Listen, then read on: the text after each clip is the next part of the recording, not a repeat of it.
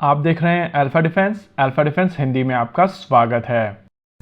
आज के इस वीडियो में हम लोग बात करने वाले हैं जनरल डायनेमिक्स लैंड सिस्टम्स के एब्रम्स एक्स टैंक के बारे में। साथ ही वीडियो के दौरान हम लोग ये भी समझने की कोशिश करेंगे क्या इसी अप्रोच को भारत भी यूज कर सकता है अपने FRCV प्रोग्राम में। देखिए, यूनाइटेड स्टेट्स ऑफ अमेरिका की तरफ से जो टैंक्स यूज किए जाते हैं वो M1 एब्रम्स के अलग अलग वेरिएंट्स हैं, और अगर इन सभी वेरिएंट्स को ब्रॉडली क्लासीफाई किया जाए तो इनको 3 कैटेगरी में डिवाइड किया जा सकता है। पहली M1 जो कि शुरुआती दौर के बेसलाइन एब्रम्स थे, उसके बाद M1A1 जो कि इम्प्रूव टैंक्स थे, और M1A2 जो लेटेस्ट वेरिएंट हैं।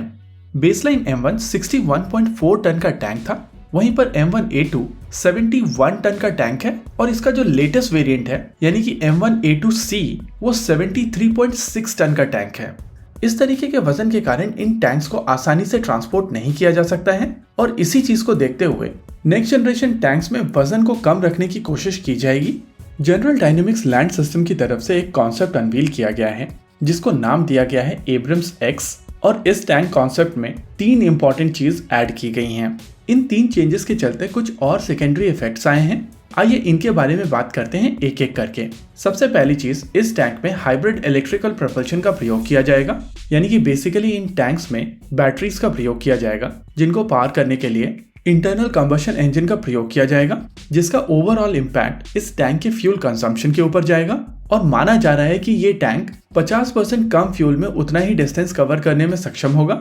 वहीं अगर दूसरे चेंज की बात की जाए तो इसमें एक अनमैन टर्रेट का प्रयोग किया जाएगा, जिसके चलते इसमें ऑटो लोडर का प्रयोग किया जाएगा, और इसी वजह से क्रू को टर्रेट में रहने की आवश्यकता नहीं पड़ेगी और इनको कंसील करके हल में रखा जा सकेगा। ये अप्रोच काफी हद तक T14 आर्माटा में यूज की गई अप्रोच है। देखिए, अगर आप वेस्टर्न टैंक्स को देखेंगे तो आपको समझ में आएगा कि इनमें 4 का क्रू होता है, जिसमें एक कमांडर, एक गनर, एक लोडर और एक ड्राइवर होता है, जिसमें ड्राइवर छोड़कर बाकी सब टैंक के टर्रेट के अंदर होते हैं। वहीं पर अगर रशियन ओरिजिन के टैंक्स की बात की जाए तो उसमें 3 का क्रू होता है, और यहाँ पर ऑटो लोडर होने के कारण मैनुअल लोडिंग का प्रयोग नहीं होता है। इस तरीके के टैंक्स में भी कमांडर और गनर टर्रेट के अंदर होते हैं, वहीं ड्राइवर हल के अंदर होता है। हालांकि वेस्टर्न फिलॉसफी के टैंक्स में एक एडवांटेज है ब्लास्ट डोर का, और क्योंकि इस तरीके के टैंक्स में ब्लास्ट डोर का प्रयोग होता है तो इसमें एमओ कुक-ऑफ के चलते कंप्लीट क्रू का एलिमिनेशन नहीं होता है। लेकिन रशियन T14 आर्माटा में जो अप्रोच यूज की गई है उसमें तीनों के तीनों क्रू मेंबर यानी कि ड्राइवर, गनर और कमांडर टैंक के हल के अंदर रखे जाएंगे, जिसके चलते उनका प्रोटेक्शन काफी ज्यादा बढ़ जाएगा। देखिए, शुरुआती दौर में ऑटो लोडर्स के ऊपर बहुत ज्यादा भरोसा नहीं जताया जाता था, और इसी वजह से वेस्टर्न ओरिजिन के टैंक्स में मैनुअल लोडिंग का प्रयोग किया जाता था। लेकिन आज की तारीख में ऑटो लोडर्स काफी ज्यादा रिलायबल तरीके से बनाए जा सकते हैं, और इसी वजह से हर एक देश अपने टैंक्स में ऑटो लोडर ऐड करना चाहता है। देखिए, ऑटो लोडर ऐड करने के कारण रेट ऑफ फायर तो इम्प्रूव हो सकता है, लेकिन जो चीज सबसे ज्यादा इम्प्रूव होगी वो है वेट। टैंक के टर्रेट के अंदर एक एक्स्ट्रा आदमी होने के कारण इसको और भी ज्यादा स्पेशियस बनाने की आवश्यकता होती है, और टैंक जैसे प्लेटफॉर्म के ऊपर जब एक्स्ट्रा स्पेस बनाने की कोशिश की जाती है तो उसके साथ आता है आर्मर, और आर्मर के साथ में आता है वेट। इसी वजह से 3 क्रू वाला टैंक 4 क्रू वाले टैंक की तुलना में हल्का होता है, और अब जब ये सारा का सारा क्रू मूव करके हल में चला जाएगा तो ये टैंक कंपैरेटिवली और भी ज्यादा हल्का बनाया जा सकता है। वहीं पर अगर एब्रम्स एक्स में यूज होने वाली तीसरी चीज के बारे में बात की जाए तो वो है एडवांस टेक्नोलॉजीज। इसमें आर्टिफिशियल इंटेलिजेंस और सी थ्रू आर्मर जैसी टेक्नोलॉजीज का प्रयोग किया जाएगा। इन शॉर्ट ये कहा जा सकता है कि ये टैंक अभी के टैंक से एक जनरेशन आगे होगा, और कहीं न कहीं ये भी कहा जा सकता है कि ये टैंक रशियन T14 आर्माटा का अमेरिकन आंसर हो सकता है, लेकिन अभी ये केवल कॉन्सेप्ट है। वहीं पर अगर बात की जाए इंडियन FRCV प्रोग्राम की, तो इंडिया का future ready combat vehicle programme फिलहाल अपनी डेवलपमेंटल साइकिल के काफी ज्यादा इनिशियल स्टेजेस में है, लेकिन आसपास ये जो चीजें की जा रही हैं इन सभी चीजों का इम्पैक्ट इसकी डिजाइन के ऊपर पड़ने वाला है।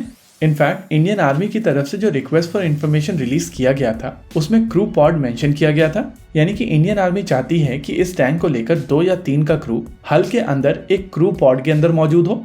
इस टैंक में artificial intelligence, unmanned aerial vehicles और लॉइटरिंग म्यूनिशन के अगेंस्ट प्रोटेक्शन, एक्टिव सस्पेंशन और हाइब्रिड इलेक्ट्रिक ड्राइव का प्रयोग किया जाएगा। इन शॉर्ट ये कहा जा सकता है कि ये कॉन्सेप्ट काफी ज्यादा सिमिलर है, लेकिन यहाँ पर ये चीज भी समझनी होगी कि आज की तारीख में टैंक डेवलपमेंट एक एवोल्यूशन प्रोसेस में है, और इस समय किसी को भी नहीं पता कि फ्यूचर टैंक की रिक्वायरमेंट किस तरीके की होने वाली है। तो कोशिश की जा रही है कि आपके आसपास जो बेस्ट टेक्नोलॉजी है उन सभी को इसमें फ्यूज किया जाए। और इसी वजह से जो इंडियन आर्मी की FRCV को लेकर अप्रोच है वो काफी बेहतरीन है। इंडियन आर्मी इस टैंक को साल 2030 के बाद इंडक्ट करना शुरू करेगी, लेकिन उससे पहले अपने एग्जिस्टिंग टैंक्स के ऊपर वो हर तरीके की टेक्नोलॉजी को इन्फ्यूज करने की कोशिश कर रहे हैं। साथ ही साथ आने वाले लाइट टैंक के ऊपर भी इन सभी टेक्नोलॉजीज को प्रूव कर लिया जाएगा।